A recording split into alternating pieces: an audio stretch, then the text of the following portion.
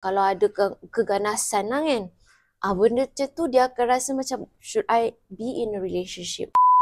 Tadi ada mention pasal perbezaan antara PTSD dan CPTSD ni, duration atau period of time.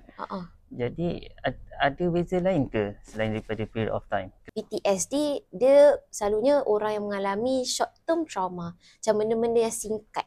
Macam contohnya accident ke ataupun natural disaster ke apa ke macam itulah. Tapi kalau CPTSD ni dia benda yang dah repeat lama. It could be the similar to bullying as well. It could be that. But perbezaan dia adalah apa yang dia mengalami yang jadi lebih teruk.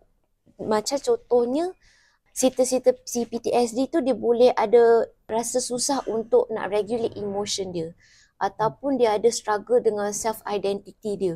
Dia tak tahu diri dia siapa. Ataupun it could be dia nak develop relationship pun susah sebab dia mungkin apa yang dia mengalami tu repeated trauma tu kan. Kalau ada keganasan lah kan, benda macam tu dia akan rasa macam, should I be in a relationship? Or they question, dia macam tanya diri sendiri lah, who they are in a relationship, macam tu. So dia affected dari segi relationship juga, daripada hubungan intimate ke even friendship, macam tu juga.